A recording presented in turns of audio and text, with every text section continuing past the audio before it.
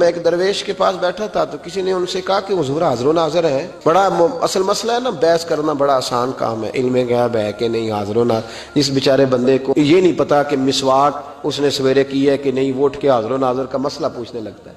شرم نہیں آتی لوگوں کو، حضور کی ذات پر بات کرتے. بیچارے نے منہ نہیں ڈھب سے دھونا آیا، وضو کے فرائض نہیں سیکھے اور کہتا میں وہ بخاری شریف سے مجھے نکال. ایک درویش سے کسی نے کہہ لیا، کہا جناب حضور حاضر و ناظر ہیں. حاضر و ناظر کا مطلب ہے حضور اپنے مزار میں حیات ہیں اور جہاں چاہتے ہیں تشریف لے جاتے ہیں.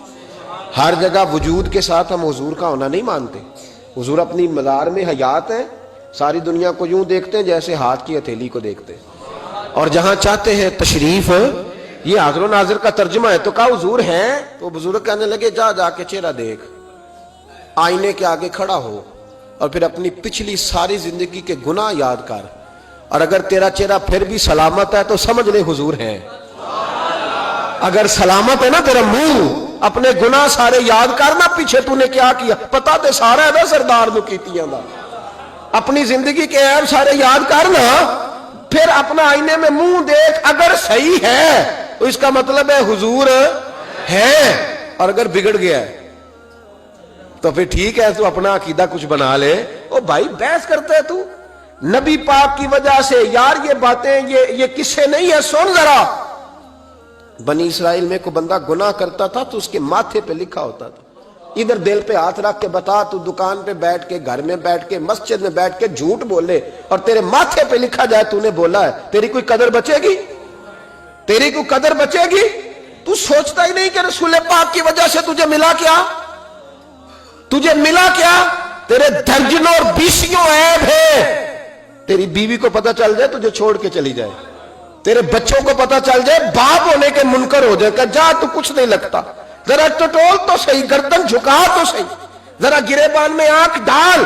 تو صبح کیا کرتا ہے، شام کیا کرتا ہے، پھر بھی تو بچا ہوا ہے. تو مان لے گنبد خضرا والے رسول کی وجہ سے بچا ہوا ہے. حضرت عثمان غنی کہتے میں گزر رہا تھا تو میں نے رسول پاک کو ایک جگہ بیٹھے دیکھا. کہتے چھم چھم میرے آنسو نکلنے لگے. عثمان کیوں رو؟ کہنے لگے حضور رو رہے تھے، گڑ گڑا کے کہہ رہے تھے یا اللہ ان کا وہ حال نہ کرنا جو تو نے قوم لوط کا کیا. اللہ ان کا وہ حال نہ کرنا جو تو نے قوم سمود کا کیا. اللہ ان کا وہ حال نہ کرنا جو تو نے حضرت زکریا اور جناب نوح کی. میرے مالک ان کا وہ حال نہ کر. اللہ انہیں مہلت دینا، سمجھ جائیں گے. اللہ انہیں مہلت. تو نبی پاک کے آنے پر چپ رہتا ہے، تجھے درود شریف کی توفیق نہیں ہوتی، تو ذکر رسالت مآب کے جلسے روکتا ہے. نبی پاک کی وجہ سے تیرا چہرہ سلامت ہے، تیرا گھر سلامت ہے، تیرا دروازہ سلامت ہے، تیری دکان سلامت ہے. تو بچا ہوا ہے مصطفیٰ کی وجہ سے. اس ملک پورے کو سود پہ لگا دیا گیا ہے، یہ سود پہ چلتا ہے. سود رب رسول سے جنگ ہے. ہر دکان، ہر گاہک، ہر جگہ پہ سود کی بدبو پھیلی ہوئی ہے. کیوں بچا ہوا ہے؟ گنبد خضرا والے نبی کی برکت سے بچا ہوا ہے.